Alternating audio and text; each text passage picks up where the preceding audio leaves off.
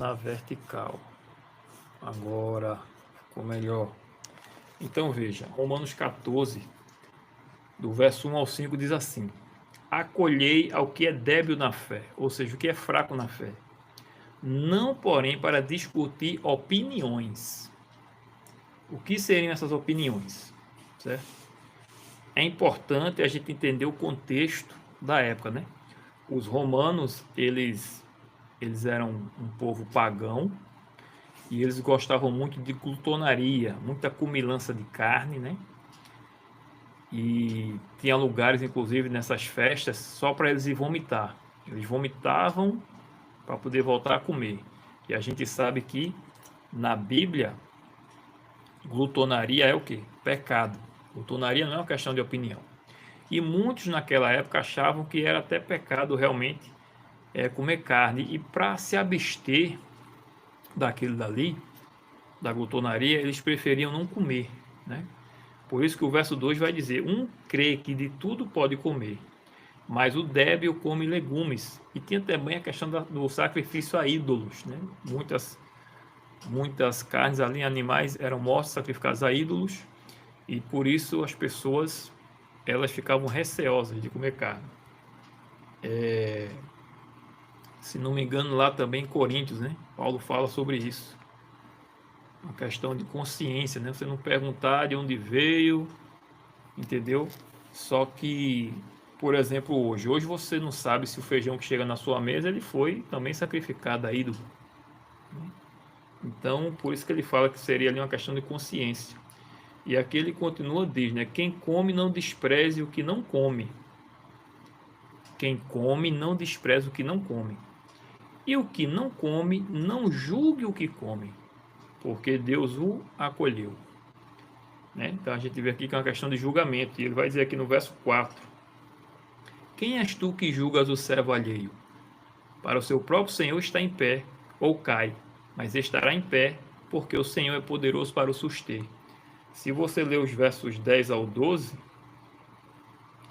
ele diz de novo, né? Tu, porém, porque julgas teu irmão, e tu, porque desprezas o teu, pois todos compareceremos perante o tribunal de Deus. Então veja, é uma questão realmente também de julgamento. Um está criticando ao outro porque um come carne, aí diz que está em pecado, e o outro que não come, o outro diz, não, você é que está em pecado, que você é fraco na fé. E aí vem o verso 5, que muitos usam, né? O verso 5 e o verso 6, para dizer que não é mais para guardar o sábado. O verso 5 vai dizer: um faz diferença entre dia e dia, outro julga iguais todos os dias. Cada um tem a opinião bem definida em sua própria mente. Tá vendo? Não é mais para guardar o sábado, que não tem mais isso de dia. Aí eu pergunto: os mandamentos de na internet querendo cair. Aí você está no seu trabalho, a Bíblia diz, né? Não furtarás. 8º mandamento. Aí você está no seu ambiente de trabalho, alguém esquece a carteira lá, cheio de dinheiro, cartão de crédito por aproximação. Aí você não. A Bíblia está dizendo para não roubar, mas aqui é como se fosse achado. A minha opinião é que eu achei. Esqueceu aí, é meu agora.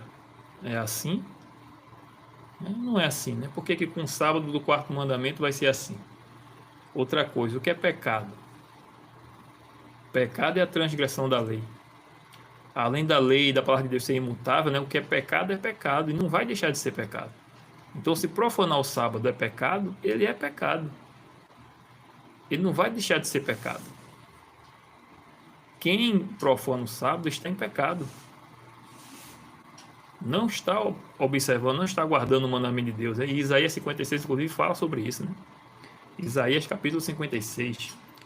E aí o verso 6 diz, né? Quem distingue entre dia... Aliás, antes de ler o verso 6, né? Porque aqui ele vai falar... um faz diferença entre dia e dia, outro julga iguais todos os dias.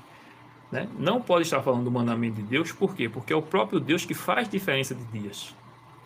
Ele começa fazendo lá em Gênesis, quando ele separa, santifica e abençoa o sábado. O mandamento diz que é o dia do Senhor Jeová. Jesus diz que ele é o Senhor do sábado. E lá em Apocalipse 1, verso 10, irrefutável, João diz que começou a receber as visões no dia do Senhor. E qual é o dia do Senhor na Bíblia? O sábado.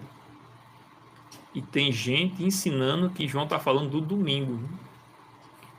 Absurdo, né? Bíblia explica a Bíblia. Nunca você vai ver João, nem apóstolo, nem ninguém chamando domingo de dia do Senhor. Nem o nome domingo aparece. Aparece apenas primeiro dia da semana. O único dia que Deus deu o nome realmente foi o sábado, o Shabat, que vem de descanso. E aí o verso 6 mata essa questão. Porque o verso 6 vai mostrar realmente que a questão aqui era sobre comida. Dias de jejum, por exemplo. É o que dá a entender. Tem nada com o mandamento do sábado. Porque o verso 6 vai dizer: quem distingue entre dia e dia para o Senhor faz. E quem come para o Senhor come, porque dá graças a Deus, e quem não come para o Senhor não come, e dá graças a Deus. Ou seja, ou está falando aqui de dias de jejum, ou está falando sobre dias festivos, né? Dias de festa, né? E porventura eles estiveram ali na época, né? Porque como é que pode ele dizer aqui, quem come dá graças a Deus, e quem não come para o Senhor não come, né? Quem é que vai ficar o resto da vida sem comer? Não faz sentido. Então, obviamente, ele está falando aqui, provavelmente, sobre dias de jejum. Algum tem um dia de jejum, é tal dia para jejuar. De repente era o sábado, né? Ou a sexta e o sábado. Os fariseus jejuavam 2 vezes por semana. Enfim, nisso é que ele diz, né? Cada um tem a sua opinião, né? Então, nada a ver com o mandamento de Deus, o sábado, né? Então, vamos ler a Bíblia conforme ela é, né? O que acontece é que as pessoas pegam textos isolados e colocam as suas opiniões dentro do texto para dizer aquilo que a Bíblia não diz, né? Que Deus seja louvado, que Deus te abençoe.